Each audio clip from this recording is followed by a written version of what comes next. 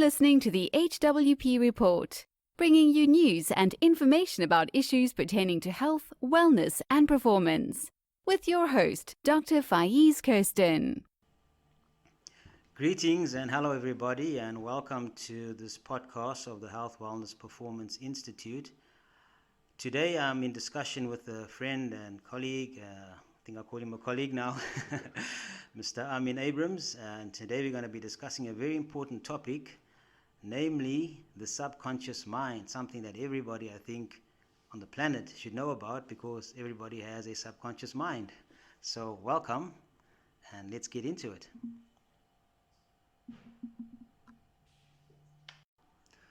Okay, so Dr. Kirsten, so thanks for taking the time to sort of join me today. So the topic of conversation is the subconscious mind, and the reason why I'm interested in this is because, you know, it's off the back of the report that you compiled, I think back in 2010, you know, that you sent me a copy to read. And I've read through you know, this material, and I must say it's quite, you know, interesting because, you know, it gives us an insight as to, you know, some of the theories and also some of the science behind what limits us as human beings to obviously achieve our full potential. So yeah, like I said, you know, just to sort of, you know, unpack some more information on that report for our listeners, so that we can get better insight as to how we can maybe use some of the technologies that you speak about in there, and how to really understand what the subconscious mind is, you know, for our benefit.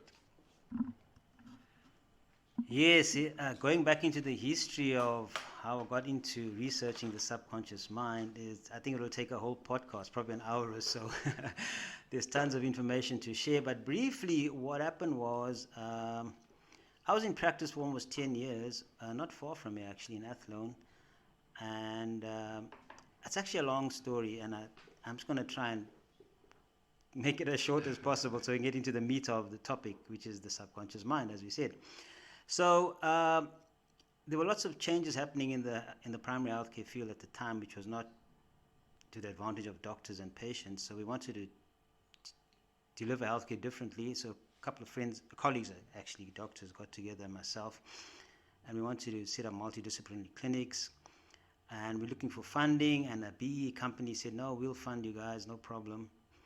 And then they wanted me to, in order to fund us, you know, they wanted us to leave our practices and run the project from within the company. And two of my colleagues said no, they won't do that. They continued. I also didn't want to leave my practice because I'd been in there for 10 years. It was, I mean, relatively successful. But I got a call, you know, at least once from the CEO, and he really wanted me to leave the practice and join his company.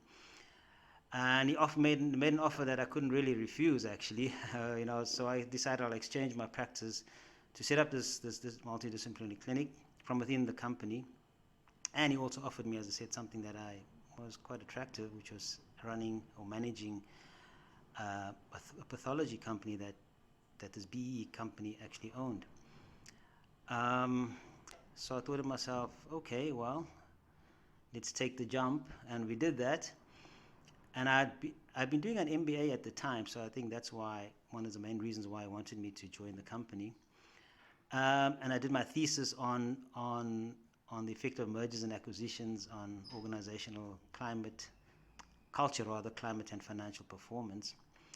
So anyway, getting into this company was quite a shock to my system because the company was, the culture was extremely dysfunctional, and culture is actually a reflection of the leadership of the company. So anyway, it didn't end very well. Being in that company about a year and a half later, it ended up in a legal battle, which I won, hands down. But still didn't receive, you know, the money that was due to me, and also my shareholding in the clinic development project disappeared. So anyway, I wondered, you know, because I'd learned leadership on the MBA program at the business school, but it was very deficient. I wasn't really impressed with the leadership program, and having been through this experience in this BE company, I realized, you know, this was a leadership problem. So I decided to research leadership from a biological perspective, because they were teaching leadership not from a biological perspective. And being a doctor and coming from you can call them the life sciences, the biological sciences, I was very interested in how does the mind work from a biological perspective, when it comes to leadership. And what I discovered was quite amazing. I never knew this stuff actually. I was like, wow, this is like amazing stuff. I mean, people don't know this stuff. And this was very relatively new information. So I decided to research leadership from a biological perspective, and wow, that's when I discovered, I knew about the subconscious mind because I'd studied obviously psychiatry and psychology as a medical student. But this was new stuff, and I went down this route, and honestly, up until today, I'm still researching because I'd researched so many different areas from that point onwards that even up till today, I'm still researching various topics. But that's how I got into the subconscious mind. A long story, as I said.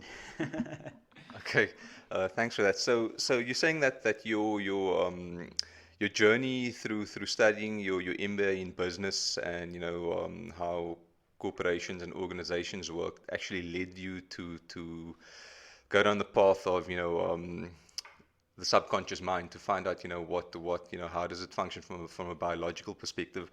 And that's quite interesting because part of what you sort of unpack in the report is sort of defining beliefs and how beliefs sort of shape perceptions, etc. And it's very interesting that you've mentioned that now, because I mean a lot of the times for someone that obviously works for a corporation and for a company, we do speak about developing our own culture within a business, and obviously living that culture, living that values. And culture, sort of in my view at least, depends upon what you believe as well, whether it's culture of a society, an organization, within a family. And that's something very interesting because I mean as you'll unpack throughout the conversation, beliefs play a crucial role in programming your mind, or reprogramming your subconscious mind. So that's very interesting. Yeah, beliefs are crucial actually, because beliefs really control your destiny in many ways.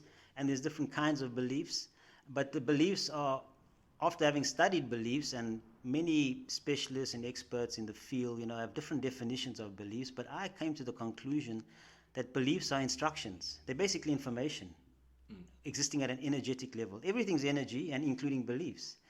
So beliefs are energy, and they basically control your life because they instruct your biology. They instruct your DNA. So they are an epigenetic factor, a major one, in controlling your life. We can go into beliefs, different kinds of beliefs, because beliefs will also impact on your health and wellness. So not only your health and wellness, but every aspect of your life, really. And we have different levels of our lives, In fact, Dr. Klinghardt, he talks about healing on 5 different levels, which we can talk about. But to put it simply, human beings are holistic beings. They're just not physical beings. And unfortunately, allopathic medicine just treats people at a physical level. But we biological beings, which is your physical side, you're a psychological being, you're a social being, and you're a spiritual being. And Dr. Klinghardt has different, similar stuff, but he calls it 5 different levels, which is your physical level, energetic level, your mental level, your intuitive level, and your spiritual level. So very similar, but not exactly the same as the biopsychosocial spiritual model. And so you need to look at yourself from a holistic perspective, and how then beliefs impact on different aspects of your life. So I don't know if I answered that question though. No, that's fine. So I think also just to point out for the audience, so I mean, we are going to unpack a bit more about the subconscious mind. And obviously the objective here is to sort of, create awareness as to how the audience and people can use this information to improve their health and their lives. So just jumping straight into that, can you perhaps, define for us, what is the difference between the conscious mind, very briefly, versus the subconscious mind, and why the subconscious mind is sort of an important factor in sort of, shaping, our pathways and, our reality, so to say, and, what we do in our lives?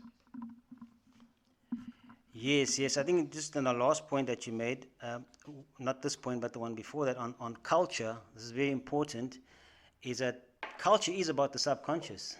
It's really the collective beliefs that people working in an organization hold. They're collective. So culture exists at a subconscious level, which is an invisible level. and then it exists at a conscious or at a visible level, which is basically the behavior of the people. So ultimately, culture is about the collective behavior. So you can call culture the personality of an organization, like a human being has personality, an organization has a personality. So the personality can have a personality disorder as a human being, and a culture of an organization can be dysfunctional. So you can call it a personality disorder of the organization. And I came across in my research, it's more common to have a dysfunctional culture than to have a functional culture. So most organizations, I would say, are dysfunctional. And that's because of dysfunctional leadership. And the world actually has a crisis of leadership at the levels of most organizations, whether it's political, religious, social, sport. Human consciousness is not at the level, and we'll talk about consciousness maybe just now, it's not at the level that it should be. So we should think about culture in terms of visible level, which is behavior, and the invisible level, which informs the behavior, which is your beliefs, attitudes, values, and so forth, collectively, that people hold. And they take this to be true. So now, coming back to the conscious mind, which is really, the conscious mind is really a product of the living brain. Okay, it's basically it's a product of a fully functioning living brain. It's characterized by the ability of the brain, to be aware of various brain and body functions, such as your thoughts, your emotions, your beliefs. So you're basically aware of what's happening inside of yourself, which is your internal environment, and outside of yourself, which is your external environment. That's one of the major functions of the conscious mind. And we call that basically thought consciousness. Consciousness exists at two levels, which is thought consciousness, which is your self-awareness, okay, which we just mentioned, of your internal and external environments. And then you have what we call transcendent consciousness or spiritual consciousness, which is really your awareness and your knowledge of your connection to your Creator, okay? That is spiritual consciousness. Now, there are people who are atheists. Okay, so they're not aware of the existence of their connection to the Creator because they don't believe in a Creator, okay?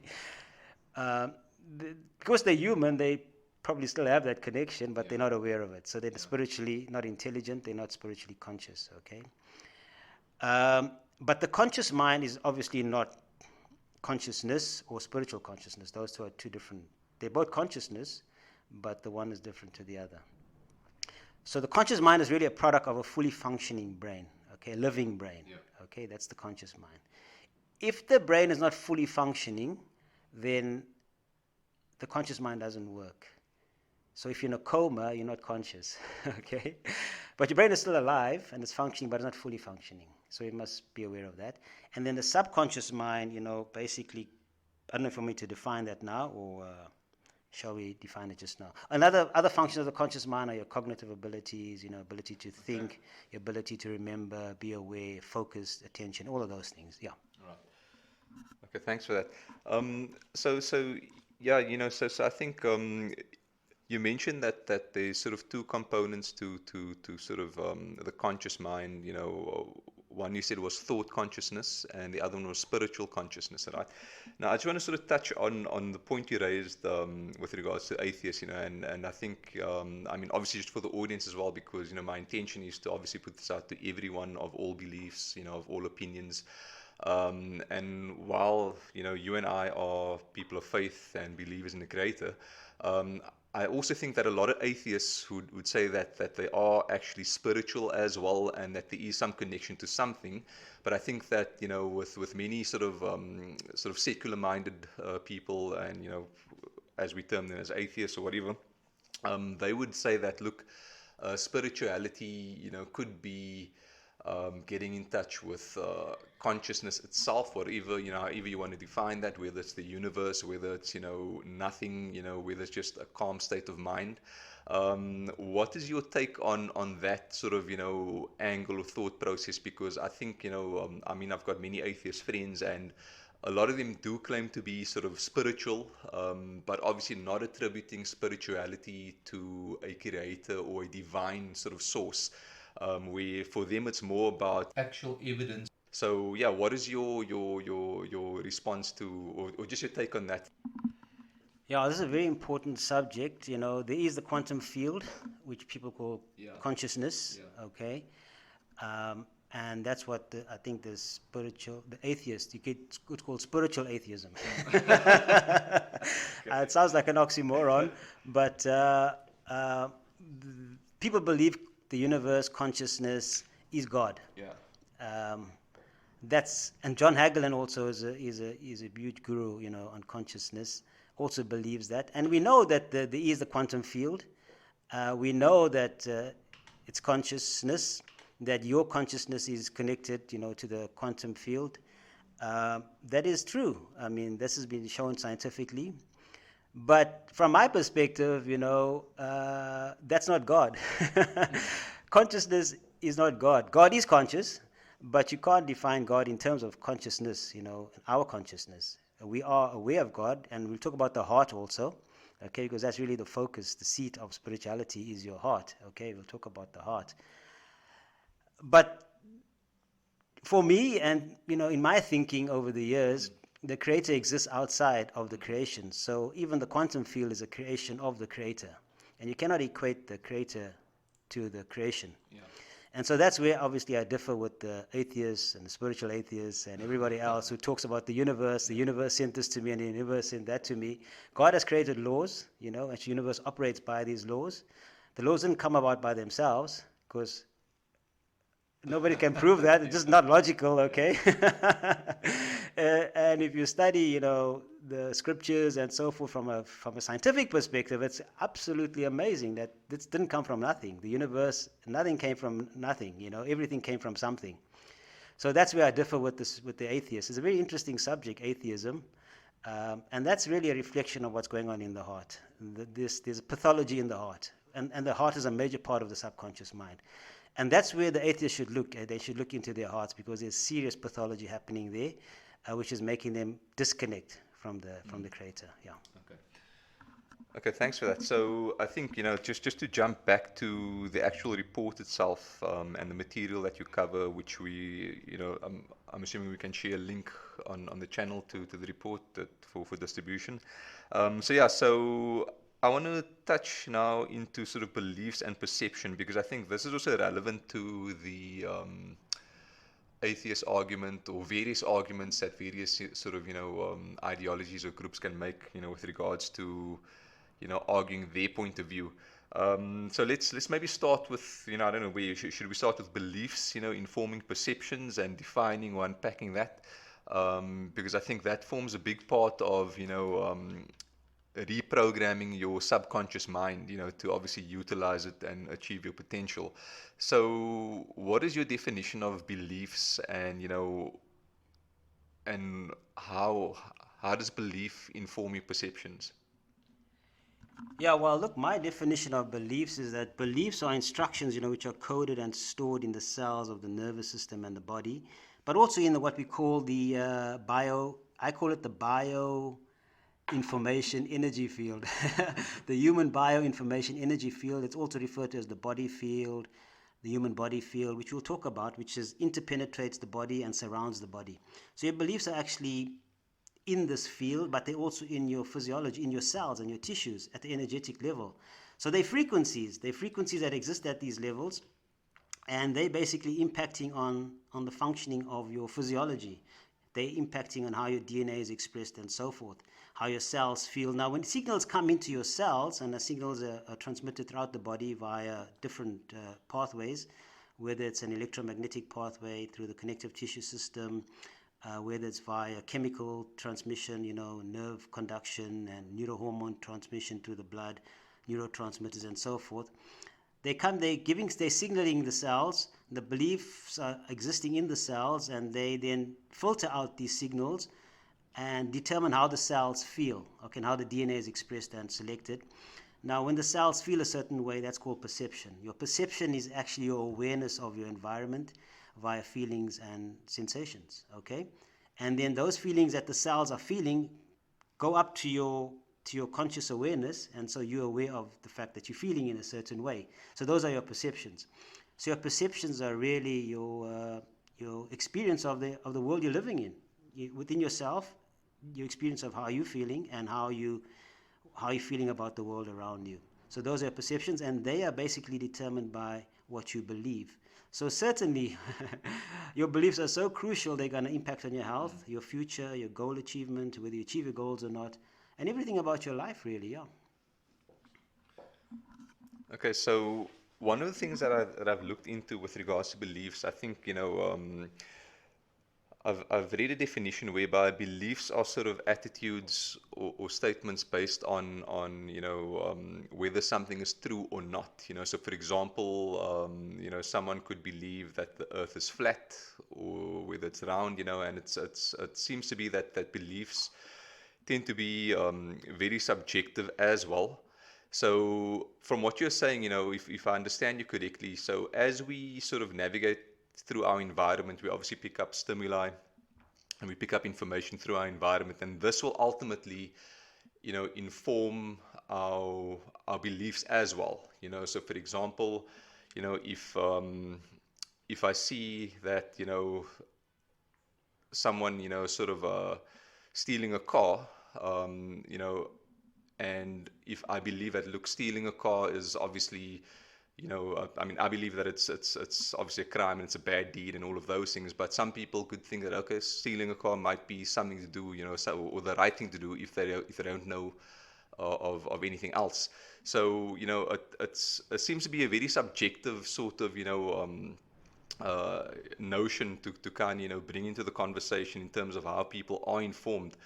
So that being said, how then do we determine what the correct beliefs are? Because it seems to be that, based on your belief in something, based on the environment you grow up in, and, how you were maybe reared by your parents, and, just based on what you said now of how your perceptions are an expression of your beliefs through, information being encoded in your DNA.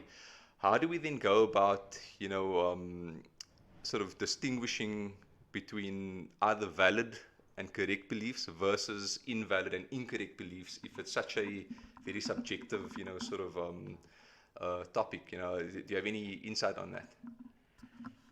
Yeah, I just wanted to mention, before I address your issue, your points there, that, beliefs, as I said, are energy frequencies, and they have either a constructive or a positive effect on your bioinformation field, or they have a destructive effect or a distortion effect on the bioinformation field, like I mentioned earlier on. So your beliefs will distort your energy fields and then cause blockages, and then have negative consequences. But coming back to whether belief is true or false, whether you take it to be true or false, you have something called a delusion. A delusion is a false belief. Now, how do I know that you're holding a false belief? Okay, that comes back to consciousness. And we must also talk about morality, because that's very important, okay? We'll talk about that now. But consciousness is really, you see, if you are vibrating at a high level, that means you have a high consciousness, okay? Now, truth is truth. Truth is a straight line. Truth never wavers. Okay. So truth never wavers, okay? So if you take truth to be a straight line, and if you take your consciousness to be a frequency, which is like a wave, yeah, a wave pattern, up and down, up and down, okay? Now, obviously, it'll intersect truth at certain points, okay? So if you're vibrating at a high frequency, that means that, so you have perception and you have reality, okay? So perception and reality may be the same thing if you have a high level of consciousness, okay?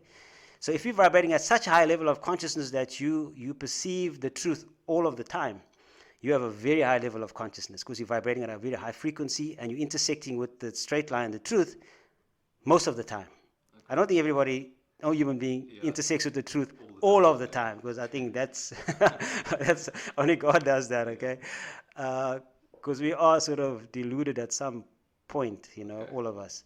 But the higher your frequency, the more often you intersect with the truth, okay? So you're holding most of the time true, your beliefs are true, and you have a high level of consciousness. If you have a low vibration, a low level of consciousness, you're very rarely intersecting with the truth. So you're deceived most of the time, because your perception is not in keeping with the truth. It's not aligned with the truth most of the time. Most of the time, it's out of alignment with the truth, okay? So how do we know what the truth is, what is right and what is wrong, for example? We're actually born with that knowledge. Now, obviously, atheists, Satanists don't believe that, okay? again, they're out of alignment with the truth. Because how do I know that I am born with the knowledge of what is right and wrong, what is good and what is evil? How do I know that? Again, we have to show proof, because obviously the Satanists and the atheists always come back to show us the proof, the scientific evidence. And the evidence is there. They've done studies on 3-month-old babies. And I don't want to go through explain the whole study, but which prove that a little baby of 3 months old knows the difference between right and wrong, good and evil, what's wicked and what's not wicked. Okay, that's amazing. Nobody taught the baby that at 3 months of age, but the baby actually knows, and that's been shown scientifically. These studies have been repeated.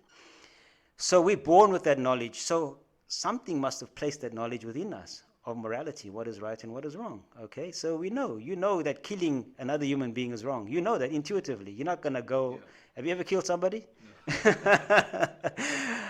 That's because you know within yourself that's wrong. But if you're a Satanist, you actually live your life according to what we call moral relativism. So objective morality is what we just spoke about. In other words, you know that what's right and wrong comes from outside of yourself. It's something has told you that, okay? Because you were born with it. You didn't go and learn it or acquire that information by yourself. But subjective morality is when you decide from within your own mind. Within your own mind, you decide what's right and wrong. So if you want to go and kill somebody and it suits your purposes, then you just go in and do it because you're the person who decides what's right and wrong. Now that's the second pillar of Satanism. So you have false beliefs, which because these people are vibrating at a very low level of consciousness. And then you have true beliefs, okay, which you know what the truth is. Your perception is aligned with reality most of the time, okay? And then you behave accordingly, all right? And then we can talk about protective beliefs, which come about through trauma and so forth, cellular memories, and you have other kinds of beliefs that exist at your subconscious level, limiting beliefs, such as beliefs of powerlessness, hopelessness, worthlessness, which a lot of people hold these beliefs at the subconscious level, okay? And so forth. Then you can say things consciously also, but you don't really believe it subconsciously, which is like a psychological reversal type of situation or cognitive dissonance kind of situation. Yeah. Okay, so with regards to the vibrations of frequencies at different levels, so when you mention that truth is sort of on a straight line, and that people with high consciousness vibrate at a higher frequency and lower consciousness vibrate at a lower frequency, right? And I mean, obviously, with a lot of the work that you are involved in, and a lot of the subject matter that you cover, in previous publications you've done, you speak a lot about things like the sort of mind control that society is under by the powers that be, whether it's, the elites, whatever you want to call them. So these people that sort of, who, in my view, just based off the definitions we sort of, putting out here, they obviously then operate on a sort of low sort of frequency in terms of consciousness. So I think for the purpose of just unpacking your report, right, with regards to the subconscious mind. So from what I understand, in order for us to take control of our lives and obviously steer our destiny, so to say, or our pathway to success, or in a direction of success, we need to operate at a higher frequency. Is that sort of what we are saying over here? Oh yeah, absolutely.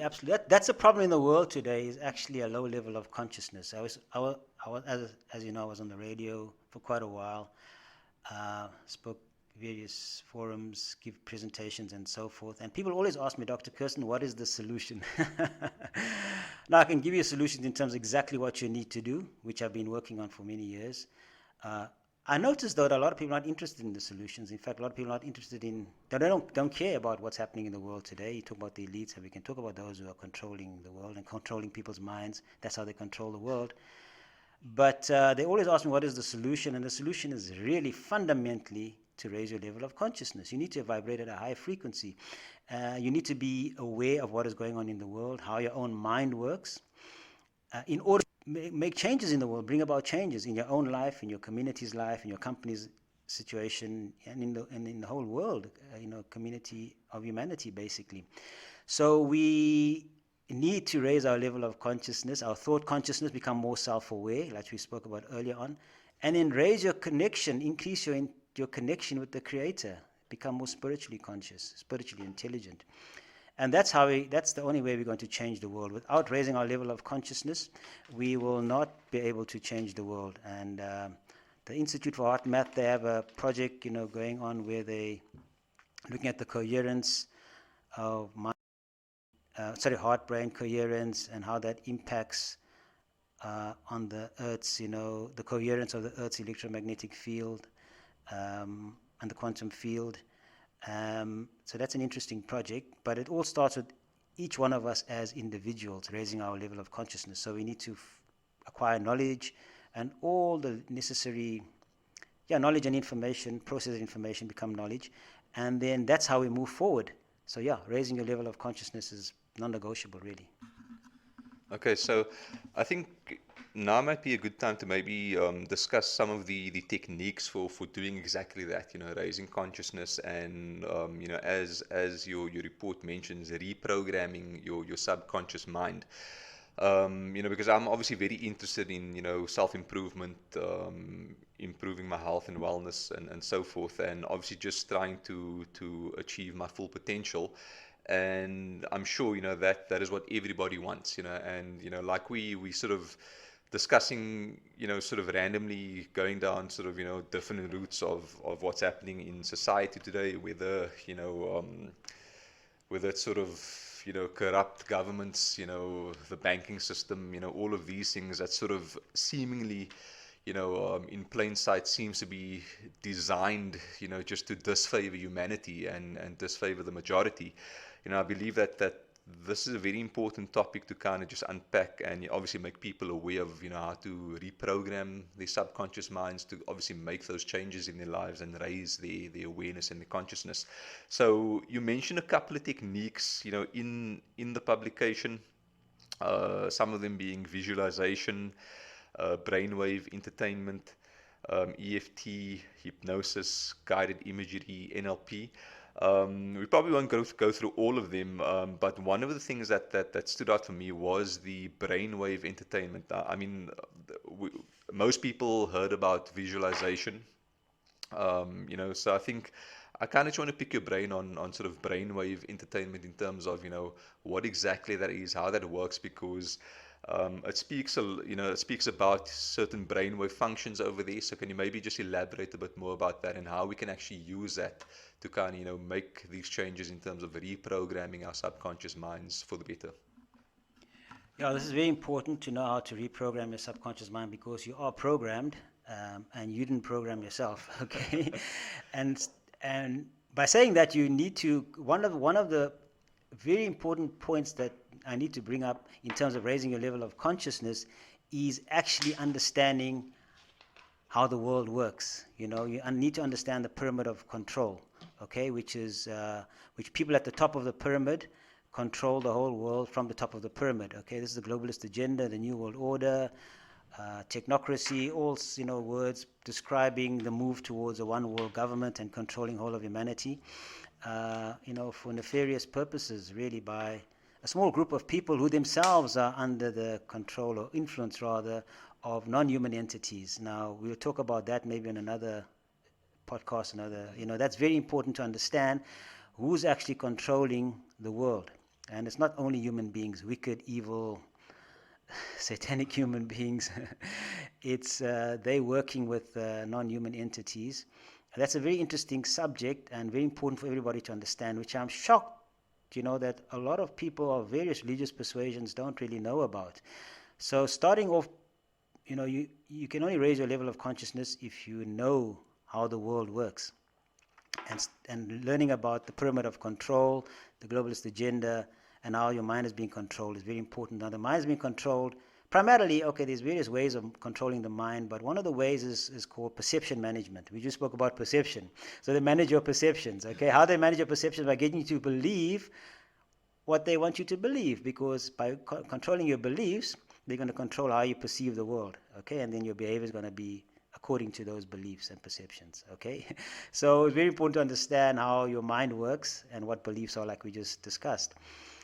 So I would suggest everybody start off by really learning about the globalist agenda, who's at the top of the pyramid of control in terms of the humans and those that they work with from a non-human perspective, the non-human entities, um, and then how your mind is being controlled through the various channels, the media, your schooling. I mean, you've been programmed, indoctrinated throughout school and university. I mean, I come from school and university. All of us do. I've been to university, 2 universities, okay, and I realized after a while that a lot of what I was taught is not actually true. That's the programming, okay, the indoctrination. And a lot of, for example, doctors are doing their work today with no understanding that they're basically part of this anti-human agenda. They're being used. Medicine has been subverted. Public health has been. It's obvious. I mean, if you look at what's happening in the healthcare system, for example, it's just obvious. But if you're not thinking about it, if your consciousness is not at the level it should be, you won't really perceive it to be anything abnormal, which is the reality. I mean, I know that for a fact. If you look at my colleagues and you look at people in the business world and so forth, they really have no clue, that they're under control, that everything's designed. You use the word design, which is really the right word. But we already have the answers to all of this in the instruction manual. I mean, the one who's in control of everything, which is outside of the universe, the creator, has already told us what the instructions are. That's why beliefs are always defined, beliefs in terms of instructions, okay? So you get to go to the instruction manual and you'll get the solutions to what is happening in the world today. But very few people who have the instruction manual actually read it. Or even believe it. And those who read it don't even believe it, okay, and don't follow the instructions, which again is part of the mind control. It's fascinating stuff, I must say. This whole belief system, consciousness, and perceptions and so forth is very, very important for people to understand. I think I went over at a tangent there. What was your primary question? So the initial question was just, on BWE, brainwave entertainment, that specific methodology of reprogramming the subconscious mind. Just to maybe, explain a bit more on that specific technique in terms of how it works. Oh, yes. A lot of people say what you just said, brainwave entertainment. It's actually brainwave entrainment. It is entertaining, though, when you use it. But it's actually brainwave entrainment. And what that means is that the brain has the ability to entrain to a sound or a light frequency. So, look, the brain is always giving off brain waves because, look, the brain is it's an amazing organ. It's consists of, they say 100 billion, some say even trillion neurons, okay? And there's electrical activity in these neurons. There's nerve conduction signals going throughout the brain all of the time. And when electricity flows, because this is electrical conduction, okay? That's how communication happens in the brain and body and the nervous system. When electricity flows, you get an electromagnetic field being formed, okay? And this field is basically your brain waves, okay? So you can pick up this field via what we call an electroencephalogram. And so you'll pick up the different brainwave states, different brainwaves patterns. So you have the alpha brainwave pattern, the beta, the theta, the delta. So throughout the day, you go through the various states. So when you're wide awake, like you and I are wide awake, I think, we are in the beta state, okay? So yeah, that's a specific frequency at which your brain is vibrating, okay? Then when you start to slow down, say you start reading a book, you obviously you slow down your brainwave pattern, your frequency becomes slower, or the brainwave frequencies become slower. That's the alpha state. So you read a book, you start meditating, your frequency slows down. Now just before you fall asleep, when you go to bed, just before you fall asleep, or just before you wake up in the morning, or just after you wake up rather, you're in what we call the theta state. And then when you're fast asleep, you're in the delta state. So these are just different frequencies at which the brain is vibrating. Now the amazing thing is you don't have to wait for certain times of the day or do certain things to get into that brainwave state. So if you want to fall asleep right now and get into the delta state and it's broad daylight, you can get into the delta state. How do you do that?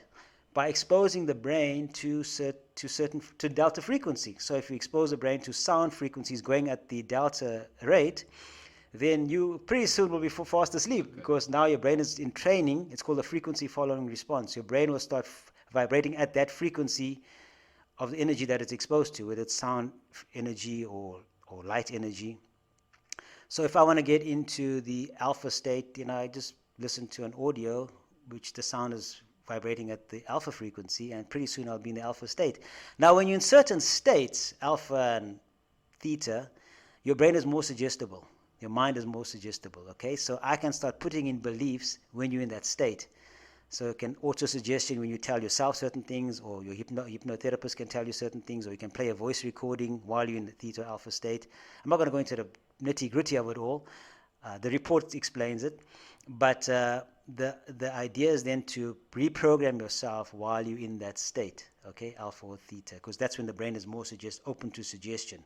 So once you put that information into your mind, now you have this, it's part of your energy field, and now it's starting to inform your biology, and then your biology is then start, your behavior is according to what you believe. So you start behaving in accordance with what you now believe. And it'll neutralize those beliefs that you don't no longer hold, because you're not behaving in that way anymore, So over time, you'll start to change. And that's how I reprogram myself, using that and EFT largely. And I use other techniques also.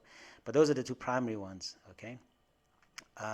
So brainwave entrainment then is the entraining of your brain to sound or light frequencies in order for you to bring about changes. Specifically now we're talking about in your behavior, your health, and so forth, okay?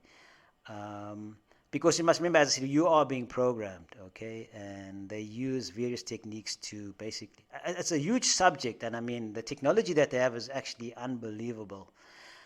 But, no power or might greater than God. So whatever technology human beings and non-human entities can inform human beings about using, and I must say it's formidable technology. You can ask me about it, okay? We'll have a show on that also, okay? It's formidable technology, but then, no power or might greater than the Creator. So whatever the evil entities try, human and non-human, they can never be greater than God's technology. When they talk about artificial intelligence, it's artificial. I always tell them to talk about, that's AI. Then I always tell them to talk about AII, which is, we as Muslims talk about Allah, the Creator. Other religious persuasions will talk about Yahweh and whatever names they give to the Creator. But when they talk about AI, which is now, obviously the next phase in the globalist agenda, the technology that they're using, artificial intelligence, I always think about or talk about AII, which is Allah's infinite intelligence. Nothing beats that. Yeah. Okay. Okay, so that's quite interesting that you sort of unpacked the brainwave entrainment and not entertainment, in that sort of way, because to me, whenever I hear of these sort of self-improvement guides whereby, look, you can visualize something and just sort of manifest something into reality, via the universe will send it to you, all of those things, like a lot of New Age philosophy does. And it seems to be, very sort of, pseudo-scientific as well. But I think what you've mentioned makes a lot of sense because, to me, everything should be practical. Everything comes with effort as well. So from what it sounds like, reprogramming your subconscious mind, the objective is then to inform your behavior to take the correct actions, to sort of lead you down that pathway of success. It's not like something, like you're going to reprogram your mind just to manifest $1 million, out of nowhere, which is obviously very, pseudo-like. So yeah, so I think that's very useful for me because, once again, I think it just boils down to practicality, how we can, practically implement, these strategies and techniques to obviously make the changes, or the positive changes on a personal level, family level, and then eventually on a community level. So that's very interesting over there. So Dr. Kirsten, we did about 45 minutes, sort of chatting about the subconscious mind. I think I've sort of, asked you predominantly the important questions that I wanted to ask. Is there anything, before we end off, anything that you want to cover, on this topic? And obviously, we can look forward to maybe setting up another conversation on a different topic. But I think, yeah, just for me to end off, it was really, really awesome speaking to you. So I want the audience to obviously subscribe to the channels and, download the copy of this report. Have a read through it. Have a read through the definitions, and more so have a read through how to sort of conduct these reprogramming techniques, because I think we're at a point in time now where we definitely need to see a shift in people's consciousness, to obviously overcome the forces at play that's working against humanity. And I think now, especially in our country and in our context, it's a dire time to kind of make these changes in our lives for the better. Yeah, look, there's natural law, okay, which comes from the Creator, okay, and one of the natural laws is the law of mentalism, which says what you think about, you bring about, okay, so thoughts create things, and thoughts really originate in the heart. It's really the heart, really, and we haven't even touched on heart-brain coherence and how the heart actually controls the brain. It's not the other way around. My research has been on the brain for many years, and my email address is faiz@brainscience. But it's not just the brain, it's the heart and the brain, okay? And the heart is actually more important, and that's a fascinating subject on its own. There was a point which just slips my mind now. Oh yes, it's about behavior. It's not just about sitting down and Zen meditating and thinking everything's going to happen. That's called the New Age law of attraction. It doesn't work like that. You got to program your mind, and then your beliefs will change, and then your behavior will change because your emotions change, your feelings change, and feelings drive behavior. And then your habits, you get into new habits, and that's how your life changes, okay? And that is the law of attraction. The brain works that way, the reticular activating system. So it's an amazing part of your brain. Once it's programmed with a certain goal in mind, which you program yourself to achieve, your reticular activating system will look out for all those things related to that goal and drive in that direction. That's a fascinating aspect of the subconscious mind, the reticular activating system, which I cover in my book on goal achievement. Achieve Your Goals Using Brain Research Discoveries. That's another book that I wrote where I describe the reticular activating system. So yes, it's not just about the law of attraction where you sit down and meditate and suddenly everything comes to you. You got to clear your subconscious of all the limiting beliefs. Very important to do that. Change your thinking from automatic negative thoughts, and a lot of those thoughts come up from your heart. Okay, if your heart is polluted, if you have a lot of negativity in your heart, a lot of negative emotions, okay, a lot of people are sitting with trapped emotions, making them think negative thoughts, and that's coming up to your mind, and you get these automatic negative thoughts coming to your consciousness, and then you act out on those negative thoughts. That's why the world is so negative today, because fundamentally, their consciousness is so low, they haven't taken the time to clear the hearts of all the negativity that's sitting there, and so now they're thinking all these negative thoughts, they've got negative beliefs, and then they're acting negatively. They're stealing from each other. You have presidents of countries, pillaging the country. We have it right here in South Africa. People running corporations, stealing. It's almost the norm today. And that's because low level of consciousness, hearts that are polluted, brains that are not functioning properly, very poor heart-brain coherence, okay? What was the point I was going to make? Oh, yes, you're not just about doing nothing and expecting everything to happen. It's about reprogramming yourself, clearing yourself of all this negativity, all these negative beliefs, and then you'll start to attract what you want into your life. Now, I've achieved a lot of goals throughout my life, a lot of goals, okay? And I programmed myself to achieve quite a few goals, and I'm still holding. Now, the point I want to make is there's a couple of goals that I haven't achieved. And I'm always looking to my subconscious, and it's always giving me feedback because your subconscious talks to you, okay? Via your body, okay, in other ways.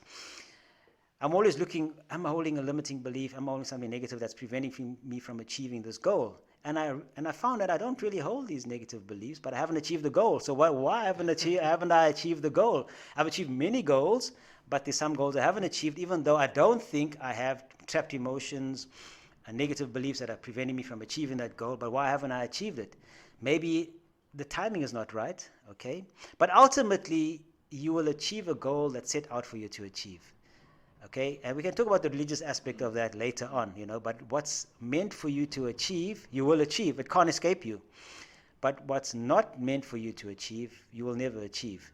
But that doesn't mean to say you mustn't keep trying, because your purpose on this life is to achieve goals. I mean, proper, relevant, constructive goals, okay, which is going to improve your life and the life of your family, your community, etc. But your ultimate goal is not a goal in this life. All your goals in this life are to get you to the ultimate goal, which is in the next life. And we know what the ultimate goal is. And if you're not aiming for that ultimate goal because you don't believe in God, you're an atheist, you're agnostic, you just don't care about God, you don't believe in the year after, then you're not going to be working towards that ultimate goal, okay, which we all know what it is. Okay, there's two places you're going to go in the year after. We'll talk about this maybe in another religiously based or spiritually based podcast on the subject. But all your goals in this life should be to achieve the ultimate goal in the next life. That's my philosophy. That's the way I try to conduct my life, you know. So yes, the law of attraction can be new agey, but the brain is designed to achieve goals if it's programmed properly, the brain and the mind and the heart and so forth. But if you've got limiting beliefs, distorted energy fields, blocked energy, all of these things that's blocking you from achieving your goals, your health goals and so forth, then you're not going to achieve them because that's how you are designed. Of course, we are told in the scriptures, your condition will only change if you change that which is within yourself. This is scientific. This is in the scriptures, okay? And it's also science that's proven that. So we're talking about exactly that, you know, changing yourself internally first before your external conditions will change. So yeah, it's not just about new age law of attraction because that doesn't work. That's just like wooey nonsense, okay? You gotta put, it's a deception. Well, that's basically how the guys, satanic minds, the modus operandi of satanic minds is in fact deception. And that's another, if you have a high level of consciousness, you will know this. If you have a low level of consciousness, you won't even be aware of it, okay? Because low consciousness is awareness, okay? And if you are not aware of the fact that you're being deceived, you won't be able to look beyond the obvious, and then you won't see what's being done to you. Yeah. Okay, thank you. So I think just also for maybe a few more points that I just wanted to sort of touch on as well before we end off. I mean, you mentioned that we need to sort of start and reprogram our minds and all of these things. Just thinking of it in hindsight, there's so many aspects that's working against people to actually, make a concerted effort at actually doing this. I mean, because obviously success for most people at anything doesn't come on the first attempt. You have to keep trying and obviously persevere and practice and all of those things. But I mean, if you look at the majority of society, especially, within our city and country, we find that there's so much poverty, there's so much, homeless people on the streets, there's sort of, there's a drug problem, a gangsterism problem, all of these problems. And it sort of seems that, everything is set up to work against people making these efforts, So what are your thoughts on because I have another theory of, how people like you and I that are at least, privileged to some extent can at least make an effort, or get our foot in the door to kind of make the effort to start, making these changes to experience some form of change in our lives. For many, many people, that's not the case. Many, many people, are poverty stricken, have to worry about where they're going to get the next meal. And once again, that also informs the actions, So what are your thoughts on, how, what we can do, especially as privileged people, the privileged part of society? What can we do to sort of help and obviously, try and uplift the rest of society, where that's concerned? Yeah, that's very important. Use a word again, design. Everything's designed this way, okay? The creator designed or told us what the design should be, but obviously we've been overcome by evil forces which have designed the systems the way they want it to be, and those systems are not systems that are going to empower you and me and everybody else, okay? So the only way you can empower yourself is to, first of all, read the instruction manual, whether it's Christian, Jew, Muslim, you all were given the instruction manual. Just make sure it's not giving you the wrong information. There are, past scriptures that have been altered. But if it's common sense to you, makes sense, then, follow those instructions in your scriptures. It's very sad, for me to see that a lot of people even go to schools, where they teach them to read the scriptures, don't follow them and end up being poverty-stricken or disadvantaged or disempowered. And they're actually following the diabolical systems that have been created for us, even though they read the instruction manual, if they don't really understand what they're reading. So you got to go to the instruction manuals, read the instructions, and then follow those instructions. you and me, how we can play a small role. This podcast is playing a role. If people listen to this podcast and say, okay, this makes sense to me, then let's do that. Then things will start to change. But the instruction manual has been given to us. We're just not following these. It's amazing. If you read the instruction manual, you'll be shocked at the instructions there. And if you follow those instructions, these diabolical forces have no chance at all. But it's very sad that we've been mind controlled by even our own leaders, and we then vote for the leaders and we follow their instructions and they're following the people above them, and we're all losing out. It's very simple. If you go to, I always give the example of a cell phone. You go to a shop, you want to buy a cell phone, the guy gives you the cell phone in a box, you go home, you open the box and you take the phone out and you dial. And nothing happens. And you start getting angry. You say, this phone's not working. What's going on here? And you start swearing everybody, and you swear the guy who sold you the phone, he said he robbed you. But what you did wrong was you forgot to read the instruction manual. So you don't just open the box, take out the phone and dial. You read the instruction manual first, who was written by the guy, the people who manufactured the phone, so they know exactly how that phone works and what you must do to make the phone work. So you read instructions, then you follow those instructions and the phone works. You dial and the phone rings. Same with you. You were created by a creator. He knows exactly how you work. He knows exactly what you must do to have a functional life, proper, what's the word I'm looking, productive, useful life. So you must follow those instructions, okay? But we're not following those instructions. We're doing exactly the opposite, and now everything's going wrong, and we're swearing everybody else, and we're blaming everybody else except ourselves for not reading the instruction manual.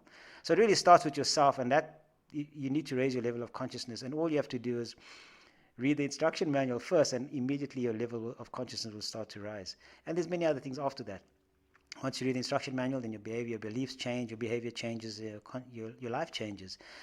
But it's all designed to keep us disempowered and poor. You look at the inequality financially across the world, it's shocking. It's all designed through the corporate system. It's a whole story. I don't want to go through that now. We'll spend another 2 podcasts on that. But you must understand the pyramid of control, the corporate system, how it works, and what the whole idea is, or what the whole goal is behind this globalist agenda. Most people don't believe it. They say Dr. Kirsten's a conspiracy theorist. But I have a way, after having heard it many times, I came up with this counter statement, let me put it that way, to people who accuse me or anyone else of being a conspiracy theorist. You must first of all distinguish between theory and fact. A theory is not a fact, okay? We spoke about truth, okay? That's a fact, okay? Then you have something called... you know what an ignorant person is? An ignorant person is somebody who just doesn't know the facts. They're ignorant, okay? They haven't made the time to find out the truth, so they're ignorant. Nobody's told them the truth, so they're ignorant, okay? So that's an ignorant person. An ignorant person is not an ignorant person. An ignorant person is somebody who knows the truth. The facts have been brought to them, but they're ignoring the facts. So that's an ignorant person. So using that understanding of the ignorant person, I've come up with this statement that a conspiracy ignoramus is someone who accuses a conspiracy factist of being a conspiracy theorist. So if anybody accuses you of being a conspiracy theorist, then ask them if they know the difference between a theory and a fact.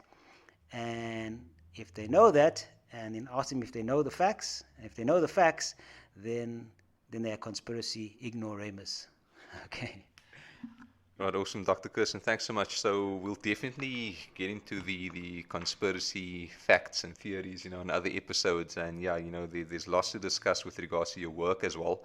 Specifically, the work that you're doing with the Health, Wellness and Performance Institute.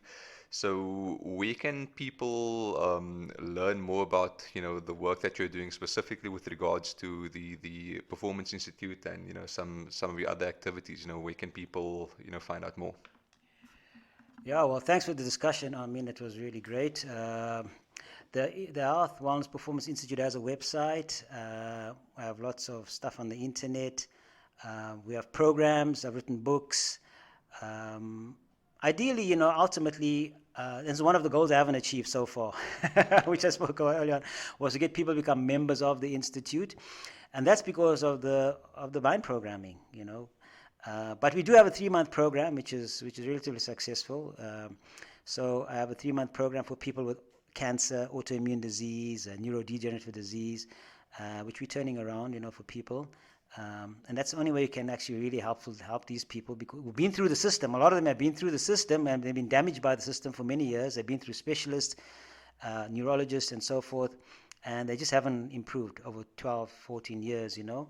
And so using, you know, the understanding that I have of health and healing, and using those technologies and methodologies, people turn around, you know. Even if with these diseases that allopathic medicine said is not curable, irreversible, I've seen reversal happening.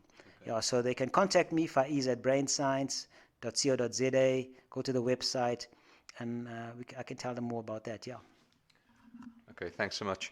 So guys and girls, check out the website. Also download the report that will be included within the links. Subscribe to the channels, and we will see you guys next time. Thanks so much. Bye-bye.